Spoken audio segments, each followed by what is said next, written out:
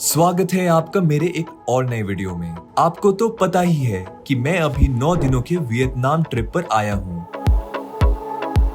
और जहाँ पर मैं काफी कुछ करूंगा, जैसे कि निन बिन में बोटिंग, कूची टनल की विजिट, हनोई का लोकल स्ट्रीट्स को अपने पैरों से नापना। मैंने यहाँ पर काफी कुछ किया और आज मैं करने वाला हूँ हनोई से हो ची मिन सिटी तक की 36 घंटे लंबी ट्रेन जर्नी। तो बने रहिए मेरे साथ और एंजॉय करिए मेरा ये अमेजिंग एक्सपीरियंस। चलिए शुरू करते हैं।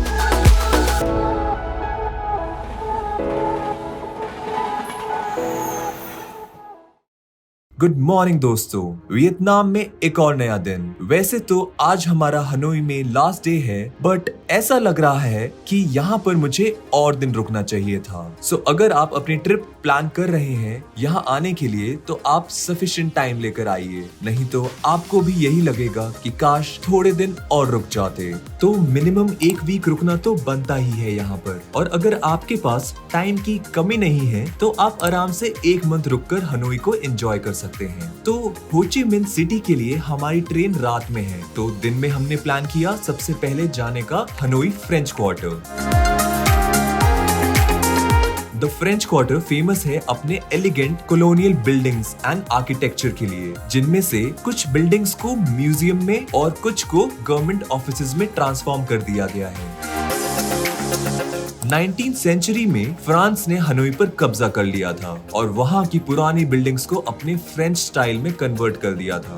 फ्रेंच क्वार्टर पॉपुलर होन केम लेक की ईस्टर्न शोर पर लोकेटेड है। पास में ही हैंगडाओ स्ट्रीट है जो फेमस है फुटवेयर हब के लिए, और ट्रांग टिएन स्ट्रीट फेमस है traditional Vietnamese art galleries, high and shops, hotels and restaurants वगैरह के लिए। तो फ्रेंच क्वार्टर जाने के लिए मैंने ग्रैब से बाइक्स बुक की। सो बेसिकली ग्रैब एक ऐप है जो हमारे इंडिया में रैपिडो या उबर की तरह ही कस्टमर्स मोबिलिटी सॉल्यूशंस ऑफर करता है। आप इस ऐप में बाइक या कार दोनों बुक कर सकते हैं। हमारा बाइक से जाने का आइडिया पापा का था। मैं आपको बताना चाहूंगा, अगर आप वियतनाम आते हैं और आप इस ऐप का यूज करते हैं तो आपकी ट्रैवलिंग और भी इजी बन जाएगी। हमारी एक साइड की राइड की कॉस्ट थी 15,000 वियतनामीज डोंग, जो करीब इंडियन 50 रुपए के बराबर है। तो हमने बाइक बुक की और चल पड़े ओपेरा हाउस की तरफ। थोड़ी ही देर बाद हम ओपेरा हाउस पहुंच चुके थे।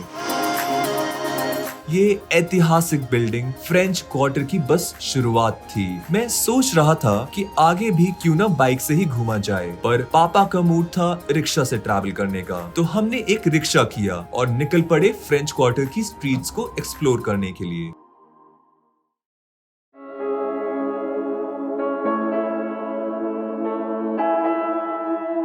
स्ट्रीट से पहले हम गुजरे होन किम लेक के बगल से। यहाँ का कल्चरल सिग्निफिकेंस जो यहाँ की प्रेशियस हिस्ट्री का हिस्सा रहा है। इस लेक ने हनोई की हिस्ट्री में कई उतार चढ़ाव देखे हैं।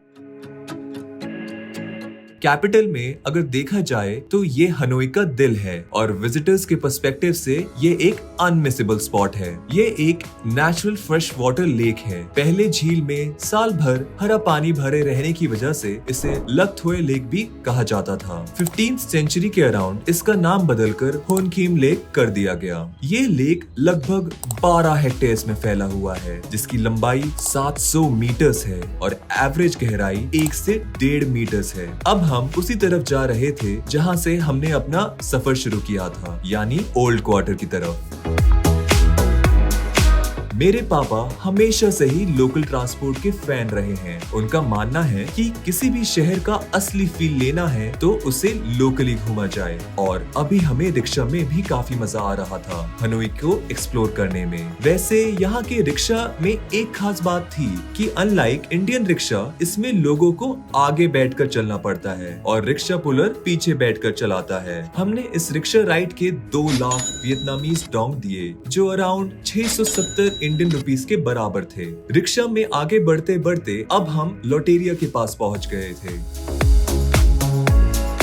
ये KFC की तरह ही एक फूड चेन है और इसके साथ में ही एक पपेट म्यूजियम है जहां पपेट शो होता है। यहाँ आप अपनी फैमिली के साथ जाकर एंजॉय कर सकते हैं। रिक्शे में घूमते हुए हम अपने एयरबीएनबी के पास से गुजरे। हमारे एयरबीएनबी के साथ वाली स्ट्रीट फ्लावर्स और फ्रूट्स के लिए फेमस है, पर यहाँ ओल्ड क्वार्टर में और भी पॉपुलर स्ट्रीट्स हैं, जिनमें से top 3 beer street, silver street and coffee street है। और इस पूरे एरिया की खास बात ये है कि ये हमेशा टूरिस्ट से भरी रहती है। हमें रिक्शे में घूमते हुए 30 मिनट से ज्यादा हो गए थे, जिसमें हमने काफी सारा एरिया कवर कर लिया। अब हम कदम बढ़ा रहे थे अपनी अगली मंजिल की ओर, जो थी एग कॉफी, जो वियतनाम में बहुत पॉपुलर है। तो मैं कहाँ पीछे रहता इसको ट्राई करने से। तो करीब 1 घंटे रिक्शे में घूमने के बाद अब रिक्शे वाले भैया को बाय बाय कहने का टाइम था। तो हमें $10 यानी अराउंड 800 रुपए के आसपास पे करना पड़ा रिक्शे का, और वो भी 1 घंटे के ट्रिप के लिए। तो मेरे हिसाब से ये डील काफी बढ़िया थी मेरे लिए। अब हमने अपनी पैदल यात्रा की शुरुआत की और एग कॉफी की खोज में हम पहुंच गए द गैलरी कैफे। बट हमें वहां से निराश लौटना पड़ा। पर अच्छी बात यह थी कि वहां के एक स्टाफ ने हमें ये समझा दिया कि एग कॉफी के लिए हमें एग्जैक्टली कहाँ जाना होगा, और हम वहां से निकल गए। मैं और पापा वहाँ की पतली और अनजान गलियों में भटक रहे थे एग कॉफी की तलाश में। इनमें से कुछ गलियां इतनी पतली थी कि इनमें एक बार में सिर्फ एक इंसान ही निकल सकता था। ऐसी कोई दुकान या बिल्डिंग नहीं थी जो हमारी नजरों से बची हो। अब बस इंतजार था कि कब कोई ऐसा कैफे मिले जहाँ हम एग कॉफी को एक बार टेस्ट कर लें। ऐसे ही भटकते भटकते हमें एक लोकल ने वहाँ का लोकेशन बता दिया। इनफैक्ट उन्होंने मेरे मोबाइल में ही वहाँ का एग्जैक्ट लोकेशन डाल दिया, जो हमसे करीब 900 मीटर दूर था। और ये जगह उस जगह के बिल्कुल पास ही थी जहाँ हम रुके हुए थे। पर हमारा इन गलियों में घूमना किसी भी तरह से वेस्ट नहीं गया। अगर हम कॉफी ढूंढते हुए ना आते तो शायद ही हमें इस तरह का स्ट्रीट एक्सपीरियंस ले पाते। अब हम वॉक करते हुए गुजर रहे थे the centre of the city के, या यूं कहें कि हार्ट ऑफ हनोई, होन किम लेक के। इस सरीन लेक के किनारे वॉक करने में अलग ही मजा आ रहा था। यहाँ पर एक क्लॉक भी है जो कि सही वक्त नहीं बता रही है। मैं और पापा बातें करते करते अब रोड की साइड आ चुके थे, और अब फिर से बारी थी अपने मेन मकसद की, जो कि था एग कॉफी पीने का। तो हम फिर से बैठ गए रिक्शा में, और थोड़ी देर में हम उतर गए एक कॉफी शॉप पर। बट यहाँ भी हमारा हार्ड लक था, हमें एक कॉफी यहाँ पर भी नहीं मिली। बट हम हार कहाँ मानने वाले थे, हम फिर निकल पड़े आगे। तो फाइनली हमारा इंतजार खत्म हो गया था, क्योंकि हमें एक कैफे मिल गया जहाँ एग कॉफी अवेलेबल थी, और इस कैफे का नाम था हाईलैंड्स कॉफी। फाइनली इतनी मेहनत मुशक्कत के बाद हम अब टेस्ट करने वाले थे द एग कॉफी।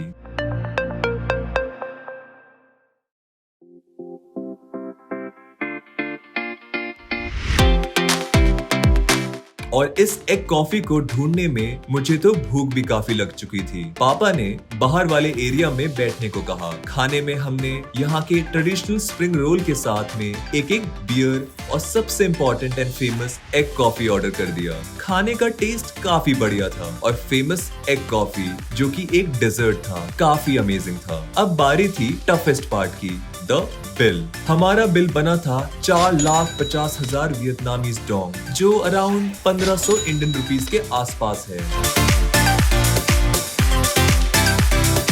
खाने पीने के बाद मेरा मन था होन किम लेक के अराउंड ड्रोन उड़ाने का, लेकिन रिस्ट्रिक्टेड एरिया होने के कारण मैं ड्रोन उड़ा नहीं पाया। इस टाइम को फोटोग्राफी के लिए गोल्डन आवर्स भी कहा जाता है। तो इस समय आप देख सकते हैं कि लेक के आसपास काफी सारे लोग फोटो शूट करवा रहे थे, एंड ऑफ कोर्स ये जगह भी काफी अच्छी थी फोटोग्राफी के पर्सपेक्टिव से। फिर मुझे याद आया कि आज हमारी ट्रेन भी है, तो थोड़ा बहुत सामान लेना तो हम इंडियंस की पुरानी आदत है। इसलिए मैं पहुंच गया एक रिटेल स्टोर पर। यहाँ पर अल्कोहल प्राइसेस काफी ही चीप थे, जैसे ये वाला सिर्फ 1,09,000 वियतनामीज डोंग यानी अराउंड 350 रुपए थे। वहाँ से काफी सारा चिप्स और वोडका की एक बोतल लेकर मैं निकल गया अपने एयरबीएनबी की तरफ। अब टाइम था इस एयरबीएनबी को बाय कहने का।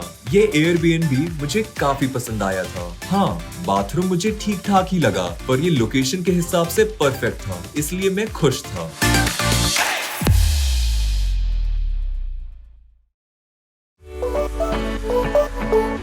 मैंने ग्रैब से एक कैब बुक कर दी थी और थोड़ी ही देर में हम निकल पड़े रेलवे स्टेशन की ओर, जो था हमारी करंट लोकेशन से बस 1.5 किलोमीटर ही दूर था। कुछ ही मिनट में हम पहुंच गए रेलवे स्टेशन पर, जहां से हमें जाना था साइगॉन।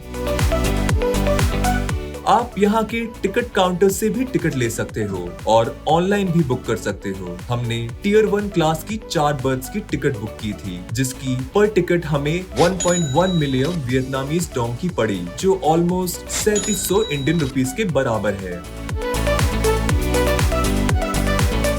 अभी ट्रेन निकलने में थोड़ा टाइम था, तो बस मैं और पापा निकल पड़े अपने लोकल वॉक पर। स्टेशन के बाहर मुझे एक खुश मिजाज ग्रैब ड्राइवर मिल गया, जिसे मैंने थोड़े गप्पे लड़ाए और इतनी ही देर में हमारी ट्रेन का टाइम भी हो गया। अंदर जाकर हम प्लेटफॉर्म पर पहुंचे और मैं अपना कैबिन देखने गया और फिर मम्मी पापा को भी ले गया। हम सब अपने बर्थ्स पर सेटल हो गए और कुछ ही देर में हमारी ट्रेन चल दी साइगॉन के लिए।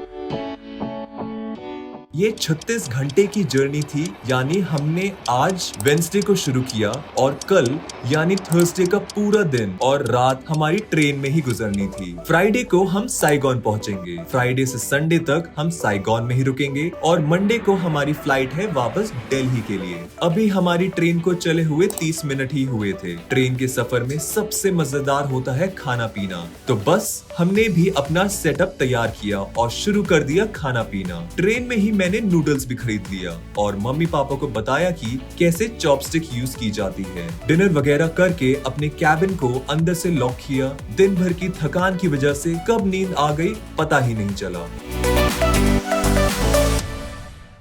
सुबह थर्सडे 4:10 पर मेरी आंख खुली, तो मैंने सोचा क्यों ना एक वॉक ले लिया जाए। तो मैं अपने कैबिन से बाहर निकला। फिर मुझे पता चला कि ऐसे घूमना अलाउड नहीं है, इसलिए मुझे वापस अपने कैबिन में आना पड़ा। तो पूरा थर्सडे ट्रेन में बिताने के बाद फ्राइडे की सुबह 6 बजे हमारी ट्रेन साइगॉन स्टेशन पहुंच चुकी थी, जो कि ऑन टाइम थी। बाहर का मौसम थोड़ा रेनी था, पर मुझे खुशी इस बात की थी कि हम साइगॉन पहुंच चुके थे। ट्रेन का पूरा स्टाफ काफी कोऑपरेटिव था, जिसकी वजह से हमारा सफर आरामदायक बन गया था। अब हमने स्टेशन से कैब ली और पहुंच गए अपने एयरबीएनबी। तो दोस्तों, ये था मेरा आज का वीडियो। बट वियतनाम को अभी और भी एक्सप्लोर करना बाकी है। इस अमेजिंग देश को मैं पूरे 9 दिनों के लिए घूमूंगा और आपके पास लेकर आऊंगा एक एक करके सारा का सारा कंटेंट। तो मेरे चैनल को सब्सक्राइब कर दीजिए और बने रहिए मेरे साथ। मिलते हैं नेक्स्ट वीडियो में। Bye bye.